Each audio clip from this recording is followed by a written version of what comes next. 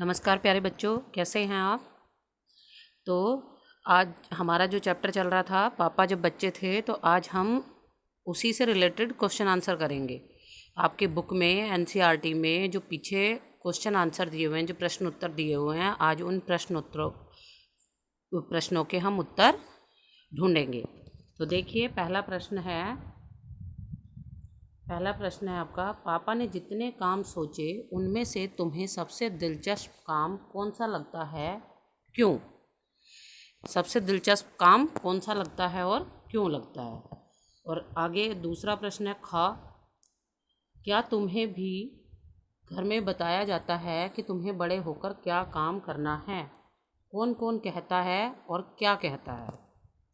इसी तरीके से तीसरा प्रश्न है, अपने मम्मी या पापा से पता करो कि वे जब बच्चे थे तब बड़े होकर क्या क्या करने की सोचते थे।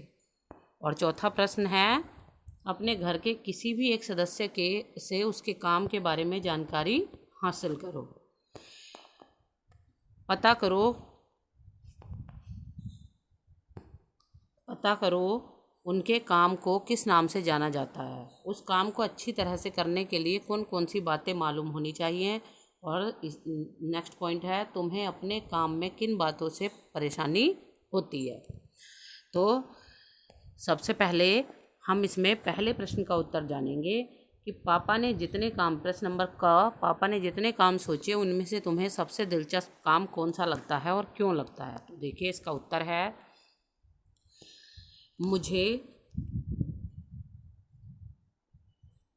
मुझे वायुयान चलाना सबसे दिलचस्प काम लगता है। वायुयान चलाते हुए मैं आसमान में उड़ने का मज़ा ले सकता हूँ और ऊपर से धरती, पर्वत, पेड़ पौधे, समुद्र, नदियाँ, झरनों का नज़ारा भी देख सकूँगा या सकूँगी। तो पहले प्रश्न का उत्तर आपका यह है, मुझे वायुयान चलाना सबसे दिलचस्प काम लगता है।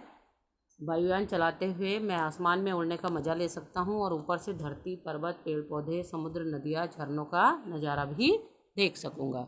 तो पहले आपको प्रश्न नंबर का लिखना है और उसके नीचे उत्तर नंबर का लिखना है।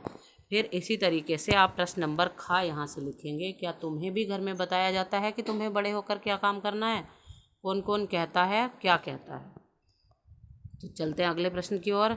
हाँ, मुझे भी घर में बताया जाता है कि बड़े होकर मुझे क्या बनना है। मम्मी कहती हैं डॉक्टर बनो तथा पापा और दादाजी कहते हैं इंजीनियर बनो। या आप और भी कुछ इसके अलावा इसमें लिख सकते हो। ठीक है, आप अपने अनुसार भी इसका आंसर लिख सकते हो। तो प्रश्न नंबर खा हो गया और उसका उत्तर नंबर खा हो गया। अब आगे चलते हैं हम प्रश्न नंबर गा की तरफ और उसके उत्तर की तरफ चलेंगे। प्रश्न नंबर गा है आपका, अपने मम्मी या पापा से पता करो कि जब वे बच्चे थे तब बड़े होकर क्या क्या करने की सोचते थे। तो इसके उत्तर की तरफ चलते हैं। प्रश्न नंबर ग, मेरे पापा जब बच्चे थे तब उन्हें क्रिकेट खेलने का काफ़ी शौक़ था, अतः वे बड़े होकर क्रिकेटर बनना चाहते थे। स्कूल में जब बच्चे टीचर का कहना मानते थे तब पापा ने टीचर बनने की सोची। मम्मी बड़ी होकर अध्यापिका ही बनना चाहती थी और आज वे अध्यापिका ही हैं। या आप इसके अलावा भी इसमें अपने आप इसका उत्तर लिख सकते हैं। अब अगले प्रश्न की तरफ चलते हैं।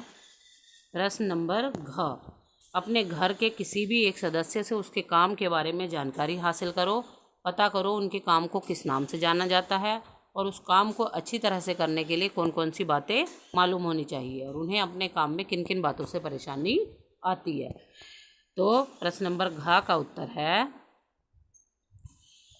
तो हमने एक एग्जाम्पल आपके लिए ले लिया है, मेरे एक उदाहरण के तौर पर, कि जैसे किसी के अंकल ऑफिस में काम करते हैं, तो उसने उत्तर लिखा है, मेरे अंकल एक ऑफिस में काम करते हैं, उन्हें क्लर्क के नाम से जानते हैं।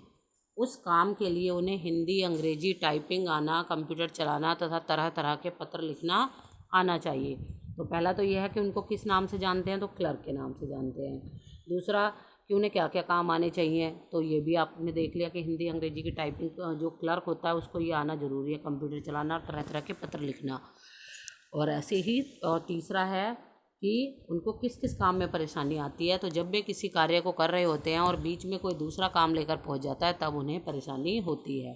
कभी कभी फाइलें ढूंढने में भी परेशानी होती है। तो अगर इसी प्रश्न के उत्तर को हम एक टीचर के अध्यापिका के उदाहरण के तौर पर जानें तो देखिए, मेरे पापा एक स्कूल में काम करते हैं, उन्हें अध्यापक के नाम से जानते हैं। तो यहाँ क्लर्क की जगह क्या आ जाएगा, अध्यापक आ जाएगा। फिर उसके लिए उन्हें क्या आना चाहिए, उस काम के लिए उन्हें अपने विषय का पर्याप्त ज्ञान होना चाहिए, यानी कि जिस विषय के वो अध्यापक हैं उन्हें उस विषय का ज्ञान होना चाहिए, ठीक है। और बच्चों से बात करनी है, यानी कि और दूसरा जो है संवाद करना आना चाहिए, यानी कि अच्छा बोलने में बिल्कुल निपुण होने चाहिए, वो दक्ष होने चाहिए, बोलने में उनकी दक्षता हासिल होनी चाहिए। तो इसका उत्तर भी आप अपने आप लिख सकते हैं। और तीसरा है कि उन्हें किस किस काम में परेशानी होती है। तो जब एक अध्यापक कक्षा में पढ़ा रहा होता है तो किस बात से परेशानी होती है कि जब वे अपने कार्य को कर रहे होते हैं, जब वे बच्चों को पढ़ा रहे होते हैं और बीच में कोई दूसरा काम लेकर आ जाए तब उन्हें परेशानी होती है, ठीक है।